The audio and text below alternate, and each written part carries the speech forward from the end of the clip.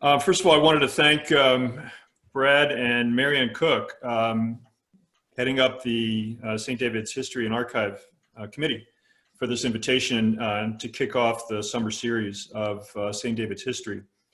Also, kudos, please, and thanks to Lauren Machowski and Diane Dowland, staff members of the office, for their technical expertise, and Claire Rozier and Jonathan Ambrosino for editorial skill in helping me along with this talk, and the friends at Dobson, John Panning, Lynn Dobson, Abe Batten, for their contributions. And then lastly, but not least, of course, is my wife, Jill, who has given me unwavering support through the way.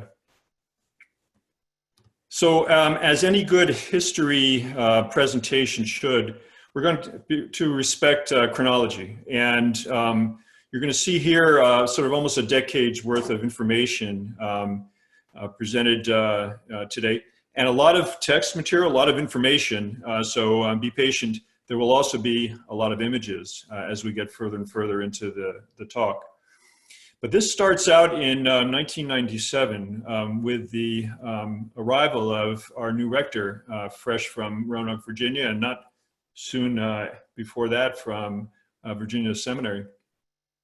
And Frank Allen arrived in 1997, Thanksgiving actually, and soon thereafter it was clear that the congregation was starting to grow, and at some point it was going to be growing beyond our control to worship in the space that we have, and the space being the chapel built in 1956. So a task force was put together, several leaders from the church, and between 1999 and 2001, they started exploring the idea of expanding the worship space in some manner. When plans started to gel pretty well, they then turned to one part of the entire project, which is the pipe organ for that worship space. And that's when our committee was assembled and we first met September 2001, shortly after 9/11, actually.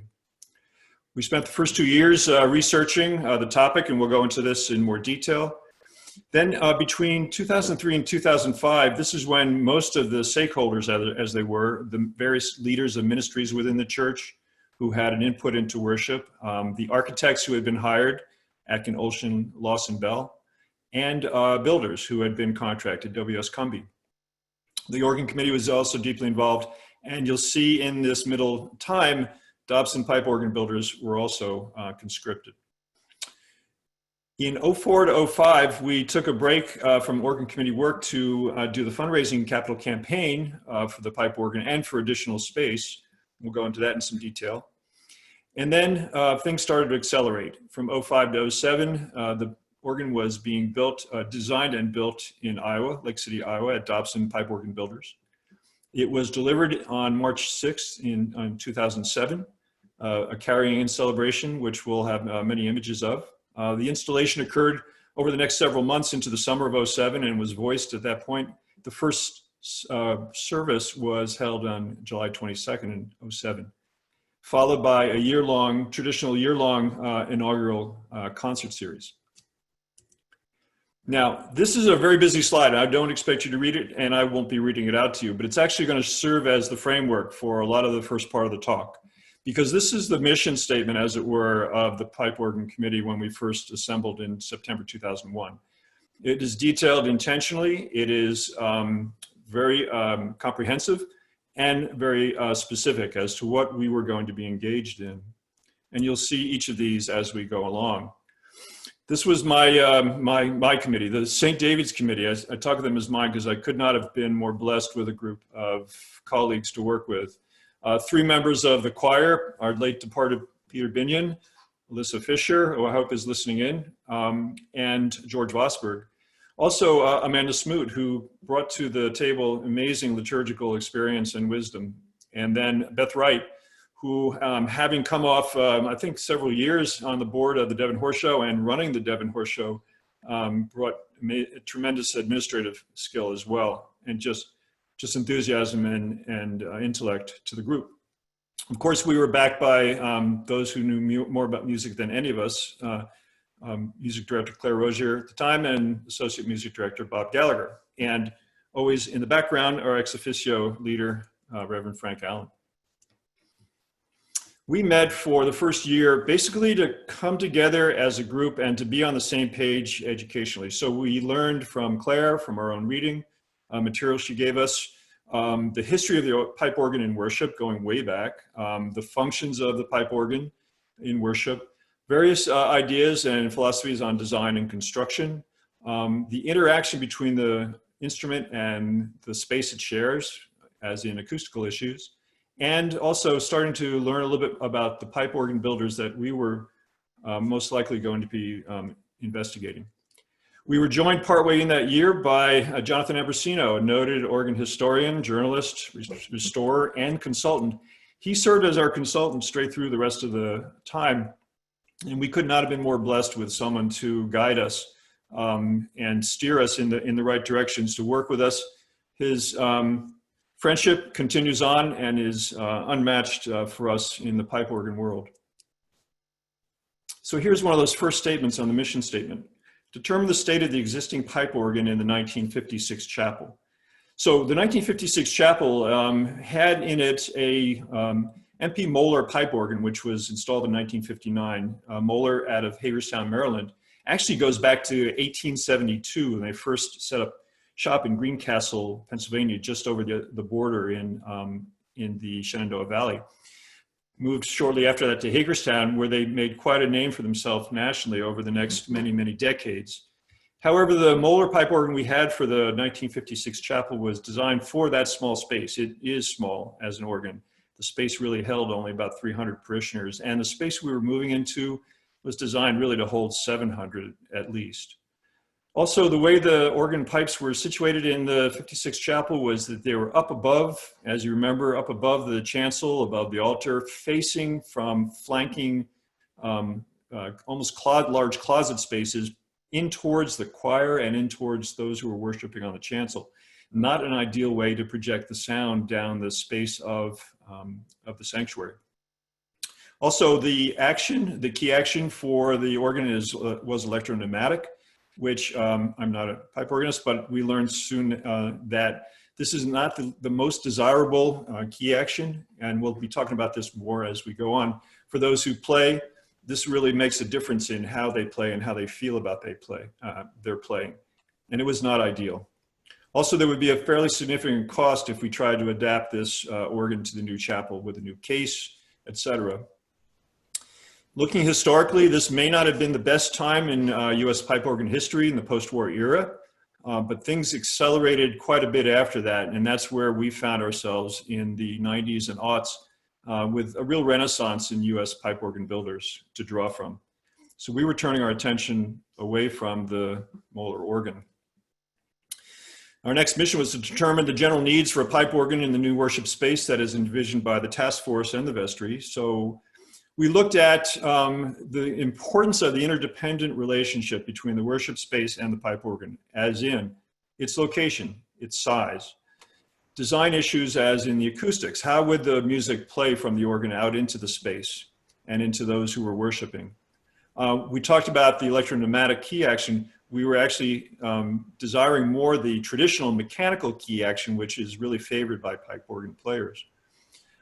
There was going to be a very important role for the music directors, especially if they were trying to both play the pipe organ and conduct the choir at the same time, which may occur occasionally.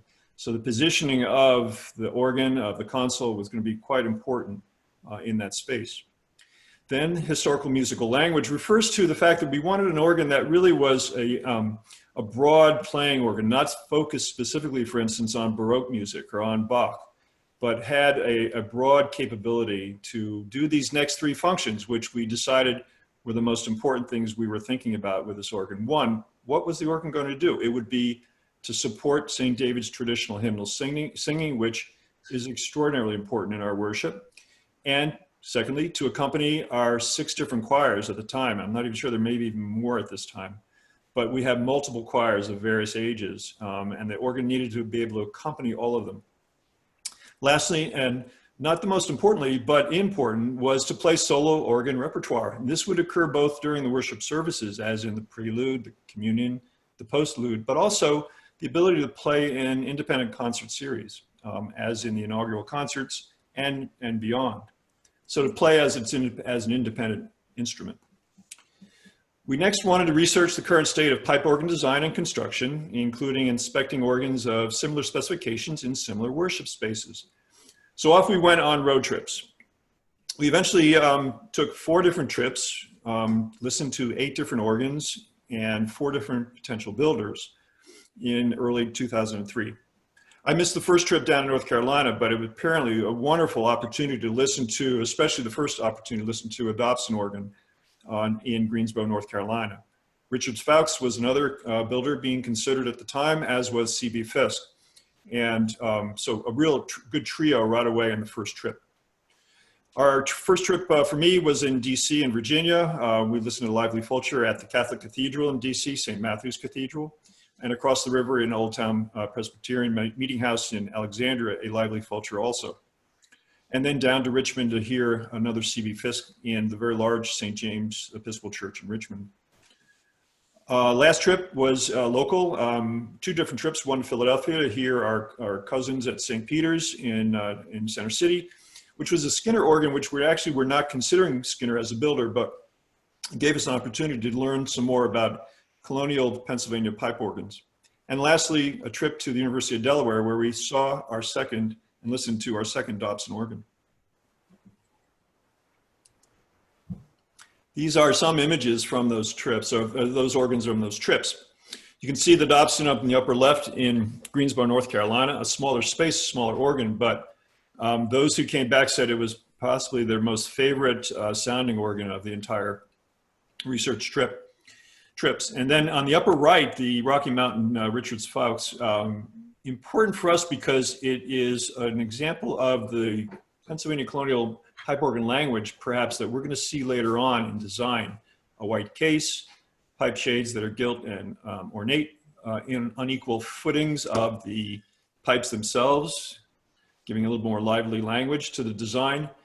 And you'll see a little bit more of this as we go on. Now, on the lower left, again, the St. Peter's, similar Pennsylvania colonial design, towers with large crown moldings, and the pipe shades are gilt and ornate and unequal foot lengths, sort of a pattern rather than straight across of the pipes, the facade pipes.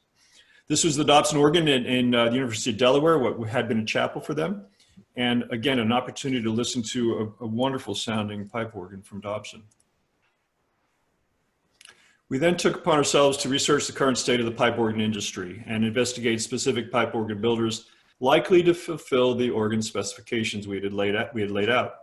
We then issued requests for proposals to a highly select group of pipe organ builders. In fact, we sent RFPs in early 2003 just to Fisk and to Dobson. And these were the technical specifications we listed on that RFP. It was going to be a freestanding organ. It was going to be behind the altar, not flanking the altar as in the 1956 building, and not in the rear of the space as in a gallery. We wanted the choir and the organ both to be in the same place for musical reasons. You can't really separate them and conduct music properly. So they were going to be in the same place. And St. David's likes to see its choir behind the altar. And so the organ was going to be with it. It was going to be a 2 or 3 manual, 2 or 3 keyboard, mechanical key action, not the electro-pneumatic of the 1950s organ. It would have electric stop action. We'll get into that a little bit later.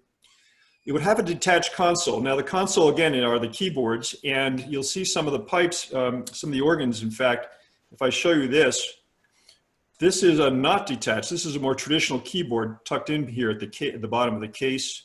This is another attached keyboard here or console. Difficult to see, but this is as well right underneath the case. This console actually is in the side of the case, as is the Dobson. So the idea being that it gives the most direct action between the keyboard, the fingers of the organist, and the action that drives the pipes and the music.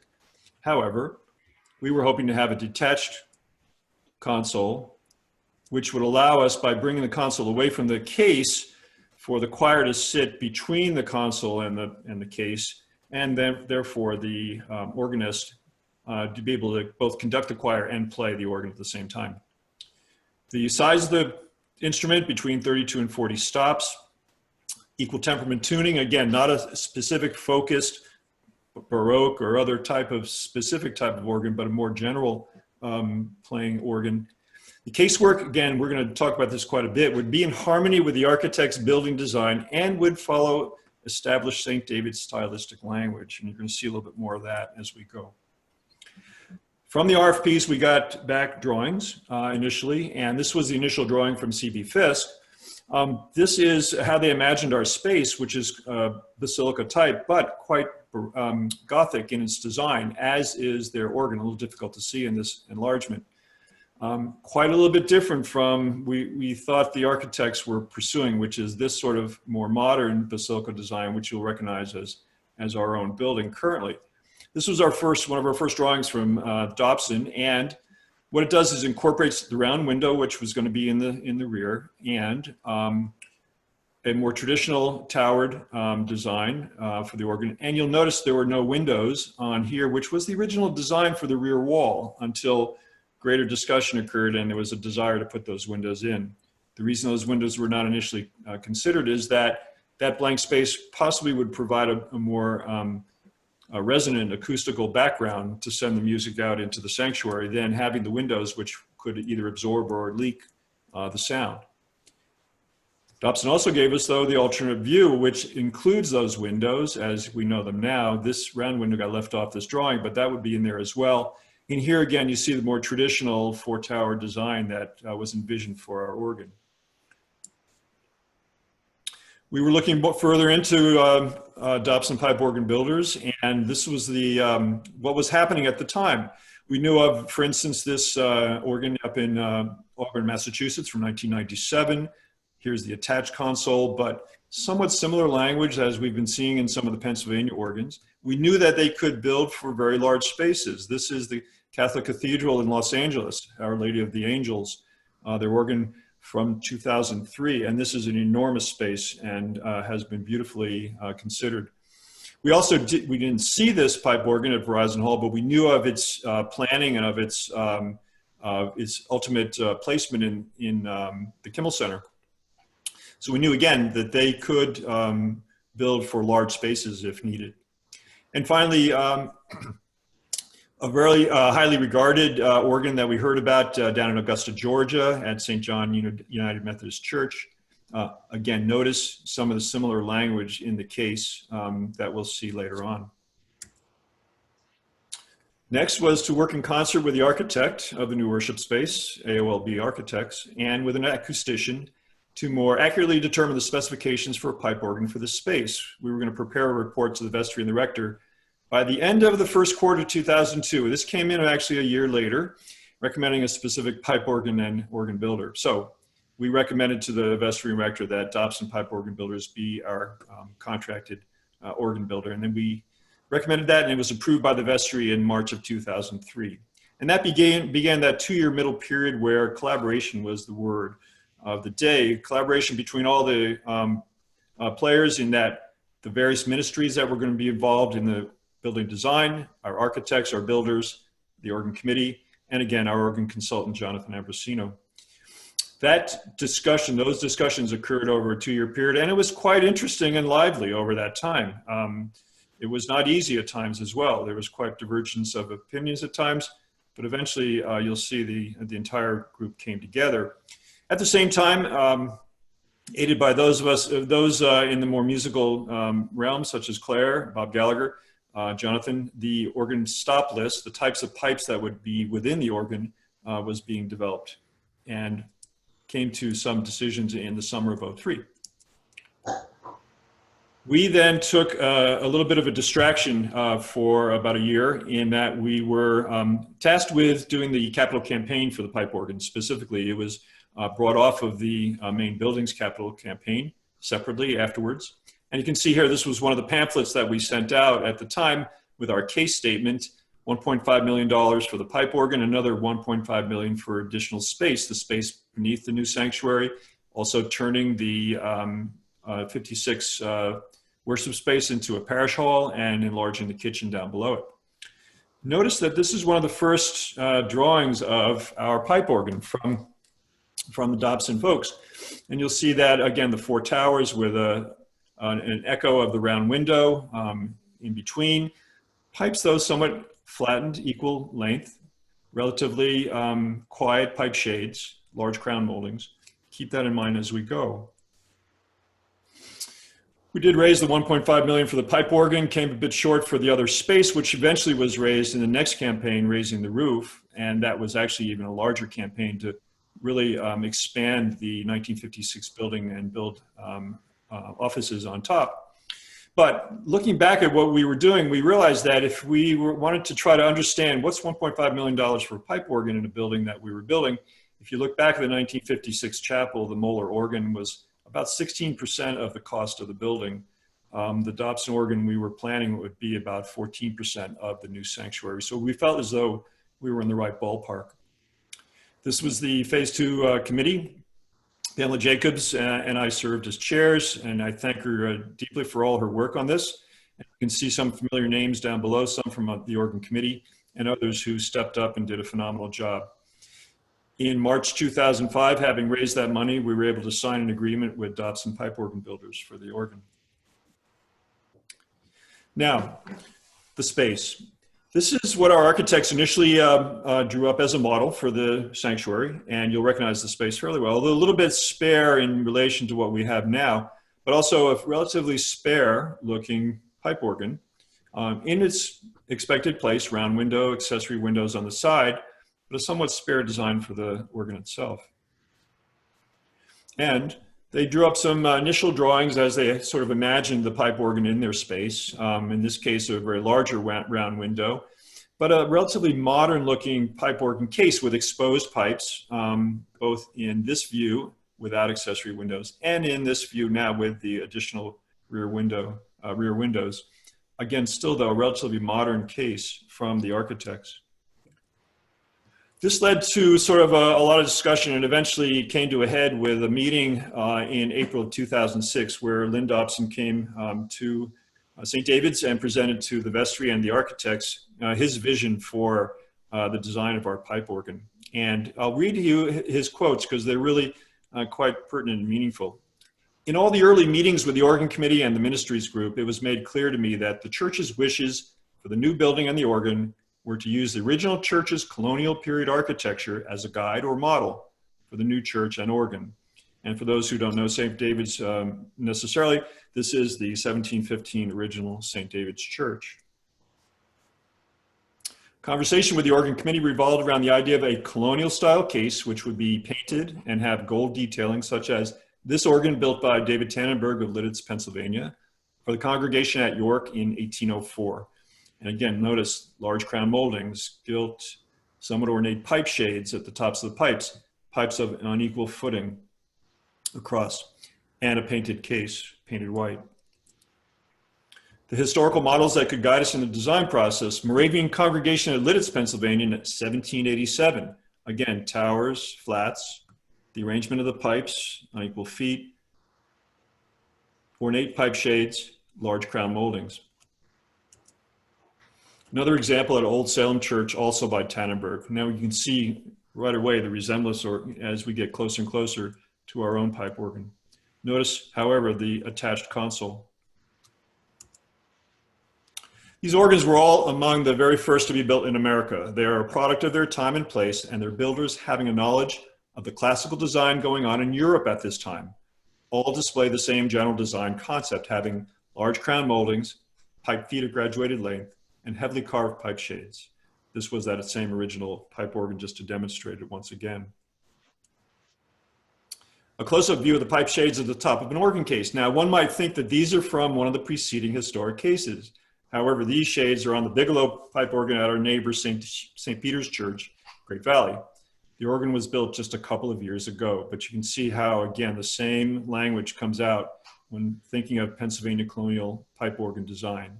Large crown moldings, the gilt ornate pipe shades, the graduated lengths, and gilding of the pipe mouths here. Keep all this in mind. So it was going on even very recently. I included these two drawings because Lynn Dobson at some point showed us these to support his idea for this case, this design in this space. And on the left, you see the pipe organ in one of the earlier iterations, but you see it massed inside the rear of the sanctuary. Here are the windows again, the round window, and you can see how it's centered very nicely in that space. On the right, this is Lynn's design a little bit further along, but the idea of this is it shows the golden section, the golden mean, the ratio, the golden ratio, and all of these various measurements depict the golden ratio or the golden mean in various measurements around the case to show sort of the classical background of this case and the beauty of these proportions. Again, the golden mean showing up in architecture and art, the Last Supper, Notre Dame Cathedral, the Parthenon, the pyramids in Egypt are just some examples of where the golden mean. And for those of us involved in medicine, if you've ever studied hand surgery, you know that the closure of fingers follows the same Fibonacci number curves as the golden mean, as does the spiral nautilus shell. A little bit of trivia there.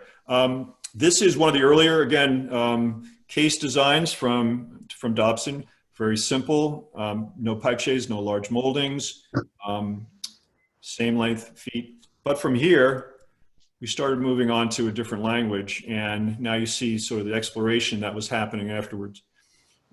Crown moldings enlarging, some pipe shades, very, very simple ones, but still sort of straight across feet for the pipes. So this led to the organ committee coming up with some decisions about the case, and we presented this to the vestry in 2006 for their approval. First was the design for pipe shades. I showed you these simple ones first. These were somewhat more ornate ones, which we were offered, and these were the most ornate ones that were considered. And the organ committee was recommending these, which you will recognize as very similar to what we have currently. In addition to the pipe geometry, we talked about how the equal foot length of the pipes gave this very straight across kind of appearance, but we were favoring the graduated foot lengths in this example here. Again, sort of a wavy pattern, a little more lively pattern for the facade pipes. Lastly, gilding of the pipe mouths. This is what non-gilder, very simple pipes look like in a painted case, but we were favoring these gilded pipe mouths. Again, this is the St. Peter's pipe organ of Great Valley. So these recommendations were well considered by the vestry and agreed upon. And construction started in Lake City, Iowa, where there is no lake and it is not a city, in early 2005. And you can see here some of the illustrations, some images from the factory. One of the things to remind ourselves is that a pipe organ is almost completely made by hand. And you can see here the craftsmen at work in the factory constructing portions of the case, and then putting the entire thing together in the factory. So this is a very high space intentionally to be able to fit very tall organs, as you can see here, within the factory. And piece by piece, it is constructed, not yet finished, in the factory to make sure everything fits together and works together properly, even to the point of installing facade pipes to make sure they work as well. And then the entire thing is deconstructed, packed, and shipped to St. David's.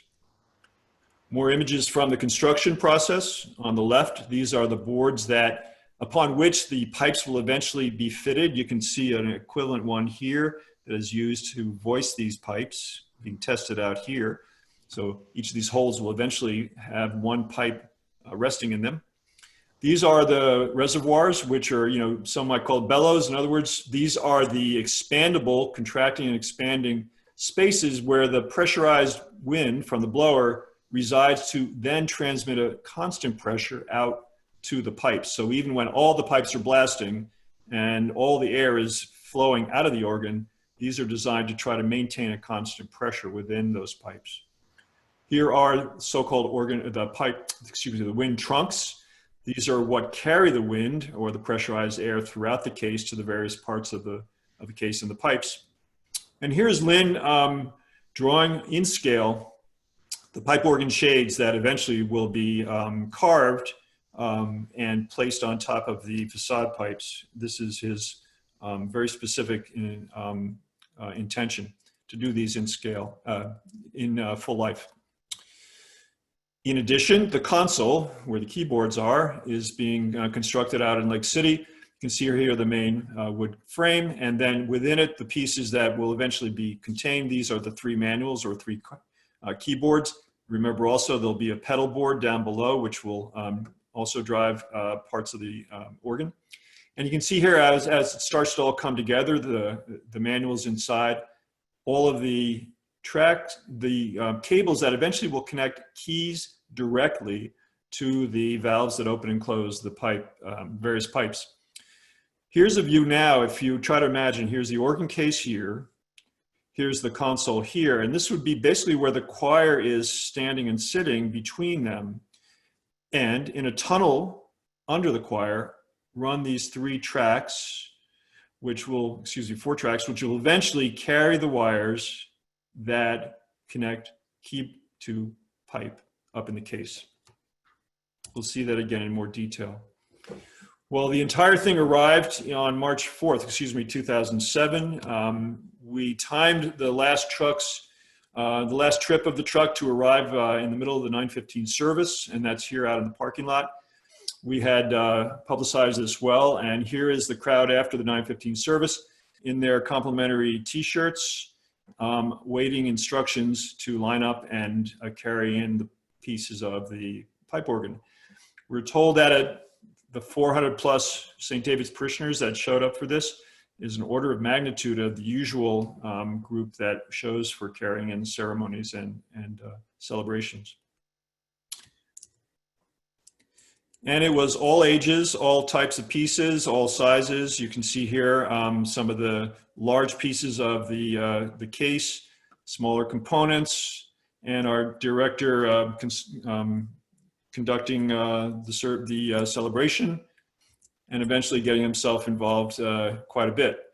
Carrying in all sorts of pieces. These are pipes contained within these wood crates. Our dearly departed member, Peter Binion, bringing in some pieces, young'uns as well. And this is the organ blower, the electric motor that provides the constant wind to blow through the organ and the pipes. Luckily, it fit through the elevator to be brought down into the undercroft. Once the carrying in was completed, you can see what it looked like. All of the pieces for the case were laid out on top of the pews on shipping blankets, including, as I mentioned, these tracks of cables that run under the tunnel, connecting the keyboard, the manual, the keys up to the pipes in the organ case. Pipes being delivered here, as you see, of various sizes and shapes. And this is the pit that the foundation upon which the case would eventually rest. Now remember, this was a false floor for about a year from 06 to 07, and it was removed in time for the delivery.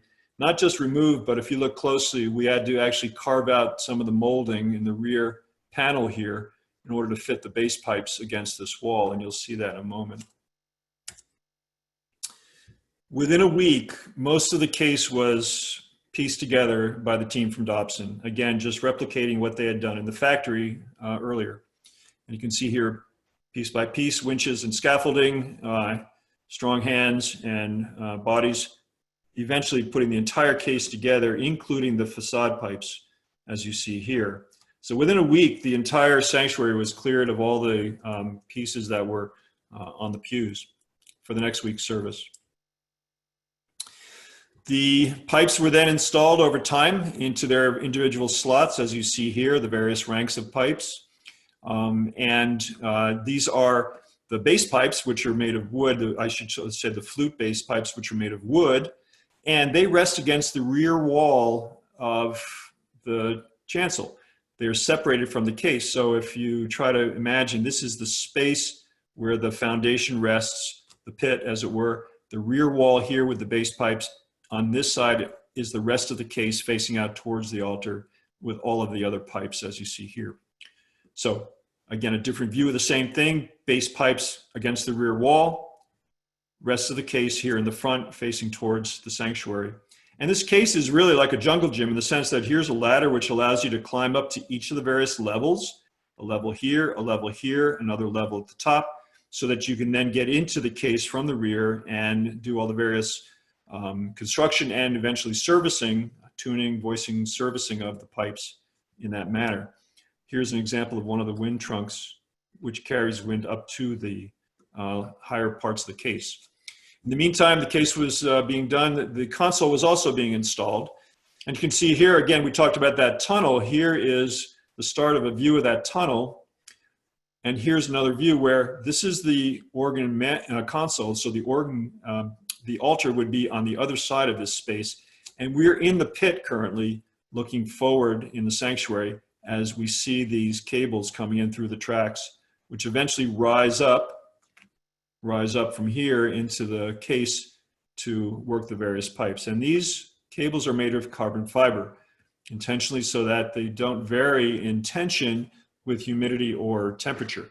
And the tension, the action between the keys and those pipes opening and closing is very important and should not vary with the room conditions. Also, what you don't see here yet are all the pedals for the entire division of the pedal division, which would eventually cover over this space here, and the stops that are to be operated by feet down below for the pedals. These are the stops that are operated by hand up on the console.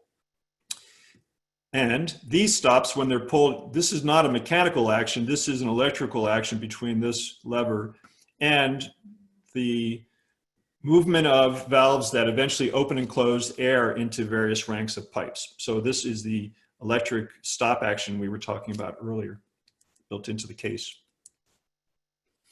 Ultimately, this is what the stop list looks like. 47 ranks over 2,600 pipes. 3 main divisions, the grate, the choir, the swell, and then the pedal division down below. And this is how it eventually looked. This is not necessarily the first service photo of, but this is at the time of the first service in July 22nd, 2007.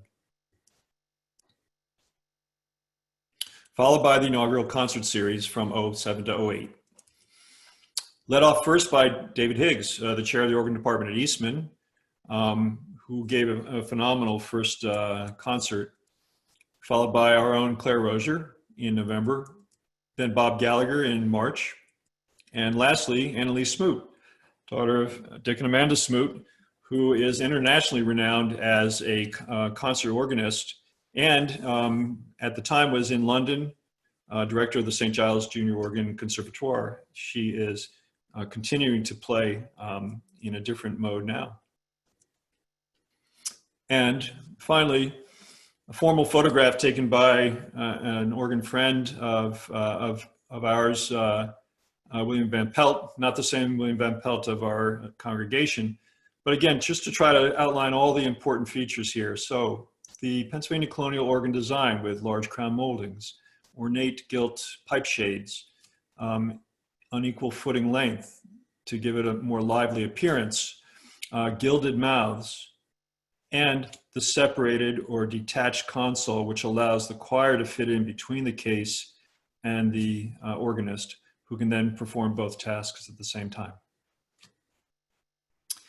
With that, I will finish, and I think Brad may have been moderating any chat or questions that come up, or if you do have questions, please use the chat function on Zoom, and I'd be happy to entertain whatever I can do to answer them. And I thank you extremely for your attention. Thank you. Absolutely spectacular. Spectacular performance. Thank you, Joe. At the moment, I don't see any requests. Oh, here comes one now. What was the most challenging part of the process? That came from my daughter. The most challenging part of the process, probably the beginning, walking into it. Here, does this need to? Yeah, start him up.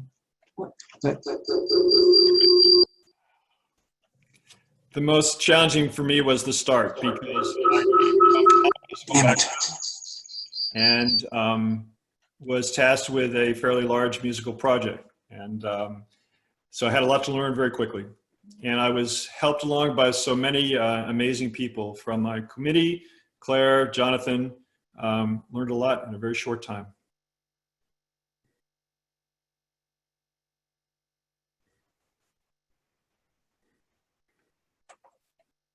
I think we lost Brad. Um, Oh, there he is. What was the final cost from Kim Bennett? The final cost was $1.5 million. Uh,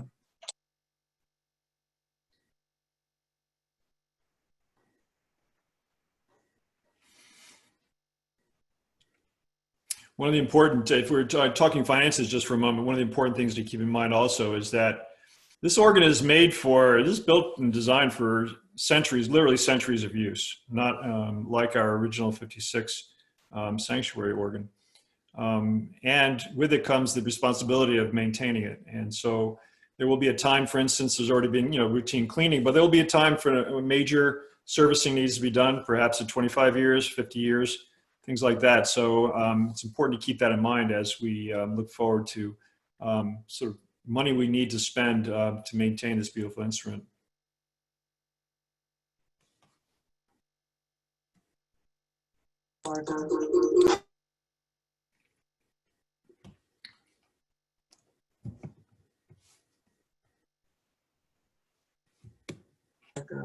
Sorry, Charles, well, Lois Redmond wants to know, thank you, Joe. Can you talk about the numbering of the organs? St. David's is Opus 84. That number refers to Dobson's pipe organs. It's the 84th organ that Dobson Pipe Organ Builders has built. I would have to ask, I've never asked Lynn this, but for instance, the organ of Verizon Hall in Center City is Opus 76, appropriately. I don't know if that was a coincidence or intentional. And I believe Dobson is into the high 90s currently with their pipe organs. I'd have to check that again.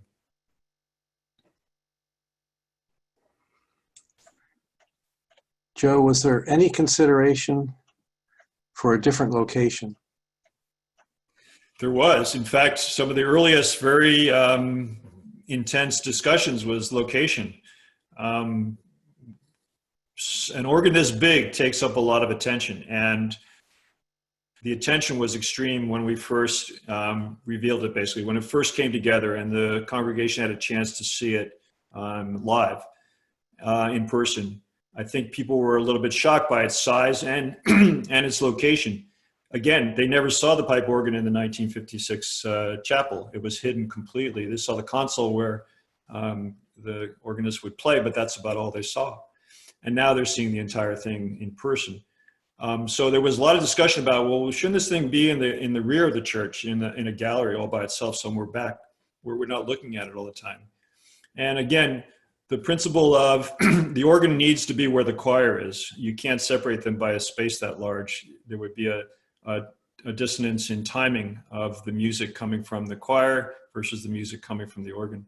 So they have to be together. And St. David's is not a church that would have chosen to have its choir in a gallery in the rear of the church. They really prefer to have the choir intensely involved in the service on the chancel, where they can be seen and heard most directly. Therefore, the organ needed to be there too. Did. Okay. I don't know whether, Joe, you want to answer this one or not, but how long did it take Claire to learn to play the organ? This one.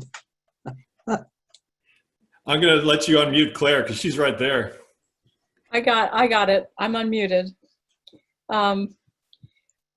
Well, I think that was Solveig, right, that asked that question. The truth of the matter is that this instrument was designed, and I guess I thank Dobson and Jonathan Ambrosino, designed so well in every way that it was instantaneously easy to play. The stops sounded like one would expect them to sound based on what we'd learned about an organ, and we didn't have to work around things. The layout of the keyboards and on the organ console and the location of the pedal board and all those proportions are standard. So there was not really a huge breaking in period. Bob Gallagher used to talk about how easy the organ was to play, and when someone is coming to visit to play, a guest organist, it's always an easy transition.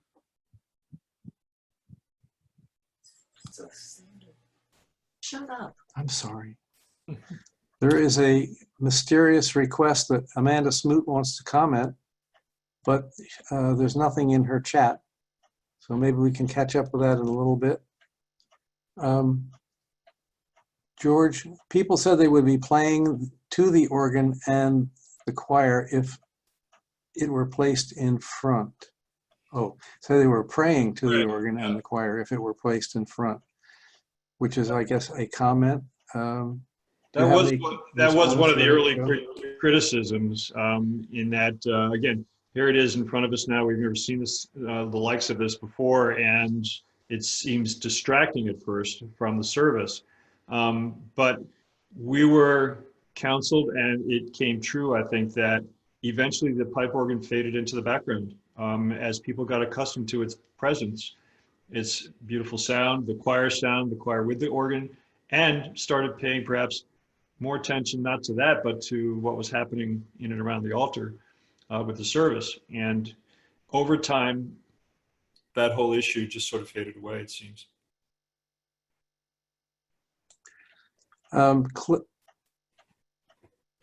Lois Redmond wants to know what happened to our old organ. I don't know how many of the pipes were sold. The pipes themselves can be, quite valuable and can be moved from one pipe organ to another depending on their design and so on. So the pipes were sold for a small sum, which helped out. But every other part of the organ could not be reused. Claire has a comment. She probably does. Claire Rozier wants you to talk about the St. David's cross that was originally on the front of the case. Before, I just wanted to comment on what happened to the old organ quickly, and then Joe, I'll hand it back over. But the Emery Brothers Organ Company, which is our local company that tunes the Dobson and had been maintaining our instruments before we got the Dobson, they purchased all the pipes from us for $10,000. So the question about the cross that was on the pipe organ, basically when we first asked Lynn to design the case here, we asked that a depiction of the St. David's cross be incorporated into the lattice work of the case. What happened was Lynn did design a St. David's cross. It was a combination of a little bit of the orange back behind the gilding here and gold. It was large and it was attached to the lattice. It didn't meet favor with a lot of people right on at the start. So we then asked if they would actually take it off and leave the lattice as it is. That cross now, hangs as a flying object in the narthex directly overhead. So it's still with us, but it's not on the pipe organ. That is all of the comments and questions that we have, or that I have. And if there are no other items for the good of the meeting, then I think we should close. Thank you all again for all your time and attention. Thank you. Thank you. Thank you.